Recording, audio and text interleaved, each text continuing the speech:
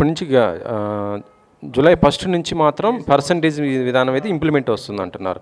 ఇక మరొకటి చూసుకుంటే ఇప్పుడు చాలా అంటే ఇప్పుడు హీరోల పుట్టినరోజులు కానీ లేకపోతే పెద్ద సినిమాలు రిలీజ్ అవుతున్న టైంలో బెనిఫిట్ షోలు అని లేకపోతే స్పెషల్ షోస్ ఇట్లా వేసుకుంటున్నారు. ఇక నుంచి కూడా అవి కూడా వేయము, థియేటర్లకు నష్టం వస్తుందని అంటున్నారు. అది ఎంతవరకు వస్తాం? అంటే టైం లేయటం వల్ల పోలీస్ బందోబస్తు కానీ ఇతర ఇబ్బందులు ఎక్కువ అవుతున్నాయి.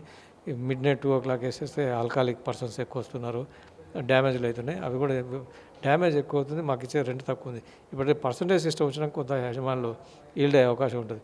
సపోజ్ ఒక ₹1,00,000 టికెట్లు అమ్మినాం అనుకోండి, ఆయనకు పన్ను పోను ఆయనకు 40,000 నాకు 40,000 వస్తుంది కాబట్టి 40,000 అంటే కొంత ఆదాయం. అంతకు పూర్వం ఏంటంటే మాకు 5,000 కూడా రాకపోయేది. యావరేజ్గా 3,800 3,400 పర్ షోకి యావరేజ్గా వచ్చేది. అంతే ఇచ్చి మిగతా 98,000 వాళ్ళు పట్టుకుపోయేవాళ్ళు.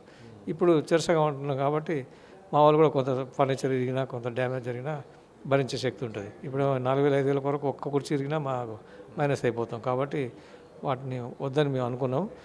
వారికి కూడా మంచిదండి. అనవసరంగా ఇప్పుడు వాటికి మిడ్‌నైట్ షోలు వేసేసి నిద్రలో సరిగ్గా చూడక నిద్రావస్థలు చూసి సినిమా మామూలుగానే ఉందిలే అవన్నీ అటువంటివి వస్తాయి.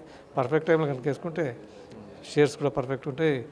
ఈ మన ఫ్యాన్స్ కానీ లేకుంటే ఏదో కంపెనీలకు షోలను అమ్మడం వల్ల కూడా ఒకసారి ₹1000 పెట్టి టికెట్ చూస్తే రిపీట్ చూసే అవకాశం పోతుంది. అతని ఫ్యామిలీని కూడా సినిమా చూసే అవకాశం పోతుంది. అతను ఒకంతోటే ఎండ్ అయిపోతుంది. అంటే ఇక్కడ బెనిఫిట్ షోలకి ప్రభుత్వం నుంచి పర్మిషన్ తెచ్చుకుంటున్నారు కదా నిర్మాతలు. దాంతోపాటు టికెట్ రేట్స్ కూడా పెంచుకుంటున్నారు.